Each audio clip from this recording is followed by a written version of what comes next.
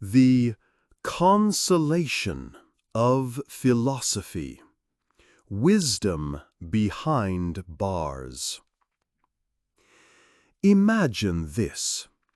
You're a high-ranking, highly respected government official. You've got power, prestige, a beautiful family, and a life that looks like a success story from every angle. Then, in a sudden and brutal turn of events, you're stripped of everything, thrown into a dank prison cell, and left to contemplate your imminent execution. What do? You write one of the most enduring and profound works of Western philosophy, of course. That's exactly what Boethius did in his final months, and the result was the Consolation of Philosophy. The Consolation isn't a dry academic treatise. It's a conversation, a philosophical therapy session for the soul. The book begins with Boethius himself, heartbroken and wallowing in self-pity, lamenting the cruel injustice of his fate. But then a luminous, awe-inspiring woman appears to him. She is Lady Philosophy, and she's not there to offer sympathy. She's there to scold him, to remind him of the wisdom he once knew, but has forgotten in his despair. The dialogue between Boethius and Lady Philosophy is a journey from existential crisis to spiritual tranquility. She reminds him that true happiness doesn't come from external things, like wealth, power, or fame, because those things are fickle and can be taken away at any moment. True happiness, she argues, is an inner state, a good that resides within the soul, and is connected to the ultimate good, which is God. It's a classic philosophical pivot, from "why is this happening to me?" to "what is the true nature of happiness, and how can I find it regardless of my circumstances?" The Consolation is a testament to the power of wisdom in the face of adversity. It's a book written by a man who had everything to lose, and in losing it all, found the ultimate truth. It's a work that reminds us that even in the darkest of times, philosophy can be a source of light, a comforting friend, and a powerful guide to finding peace in an imperfect world. Boethius and the bridge between antiquity and the Middle Ages. Boethius is often called the last of the Romans and the first of the medieval scholastics. It's a bit of a mouthful, but it perfectly captures his unique historical position. He was a man who stood on the precipice of a new era, with one foot firmly planted in the glorious intellectual past of classical antiquity, and the other reaching towards the Christian future of the Middle Ages. He was, in essence, the last intellectual to speak the language of Plato and Aristotle, before the conversation shifted to a new, more theological dialect. In the 6th century, after the fall of the Western Roman Empire, Europe was a mess. The old centers of learning were collapsing, and the vast intellectual legacy of the Greeks was in danger of being lost forever. Boethius, a brilliant scholar who had been educated in the classical tradition, saw this looming catastrophe and took it upon himself to prevent it. He embarked on a monumental project, to translate and comment on all the works of Plato and Aristotle from Greek into Latin. He wanted to preserve this knowledge and make it accessible to the new Latin-speaking world.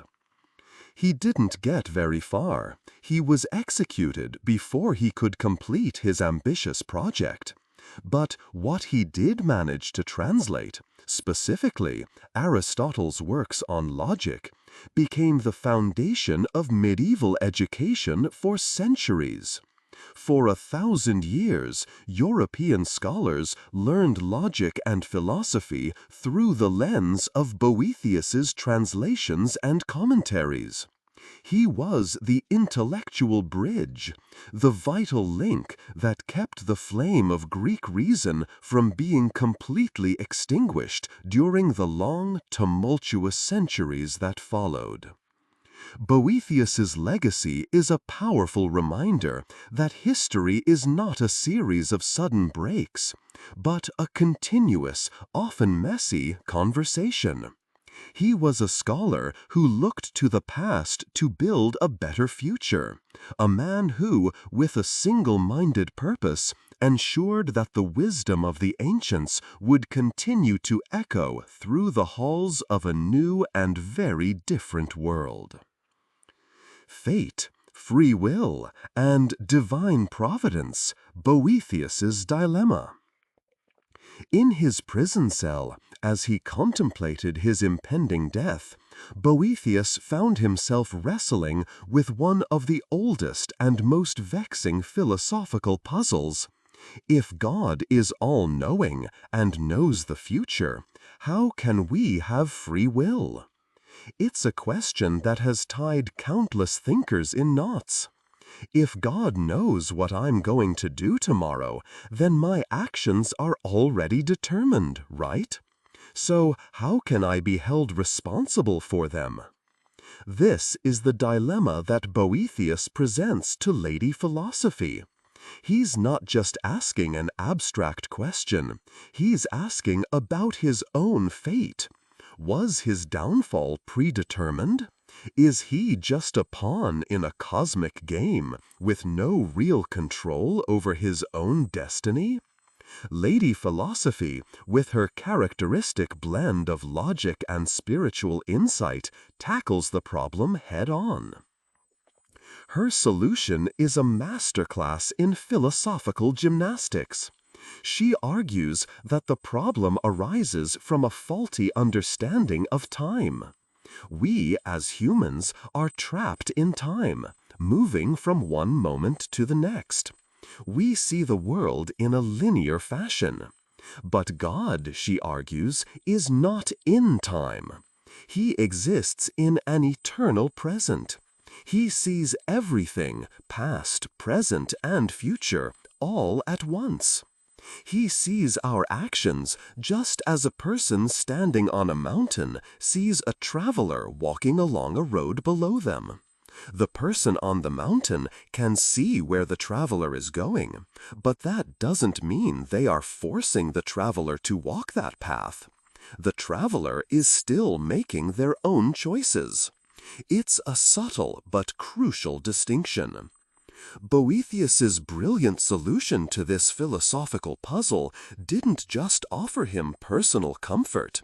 It laid the groundwork for future theological discussions on the topic for centuries. It's a powerful example of how a deeply personal crisis can lead to a profound and enduring philosophical insight. Boethius on music, math, and cosmic order. When we think of Boethius, we usually think of his philosophical masterpiece, the Consolation. But before his fall from grace, he was a prolific scholar who wrote on a wide range of subjects. And perhaps his most influential, though often overlooked, works were on the quadrivium, the four mathematical liberal arts of antiquity: arithmetic, geometry, astronomy, and music. Boethius didn't see music as just a form of entertainment. He saw it as a mathematical and philosophical discipline, a window into the very structure of the cosmos. In his work De Institutione Musica, he laid out a profound and complex theory of music that was based on the teachings of the ancient Greeks, particularly Pythagoras. He argued that there were three types of music: musica mundana, the music of the spheres, the unheard harmony of the cosmos; musica humana, the harmony of the human soul and body; and musica instrumentalis, the music we actually hear. For Boethius, the first two were far more important than the last. He believed that the universe was governed by a divine mathematical order. The planets moved in perfect ratios. The stars were arranged in harmonious patterns. And the human soul was a microcosm of that same cosmic order. Music, with its own perfect ratios and harmonies, was a way of connecting with that divine order. By studying music, you weren't just learning to play a tune. You were learning about the fundamental principles of the universe. His works on the quadrivium became the standard textbooks for medieval universities. For centuries, every educated European who studied arithmetic, music, or astronomy was doing so through the lens of Boethius. He was the man who kept the ancient tradition of mathematical and scientific inquiry alive, and who ensured that the medieval mind would see a profound and beautiful connection between numbers, sound, and the divine order of the cosmos. The last voice of Rome. The enduring influence of Boethius. Boethius was executed in 524 AD, but his voice has never truly been silenced.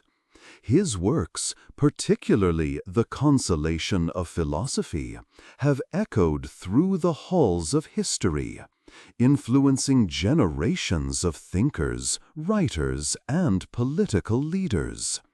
He was a bridge, a teacher, and a beacon of hope, and his influence continues to resonate to this day.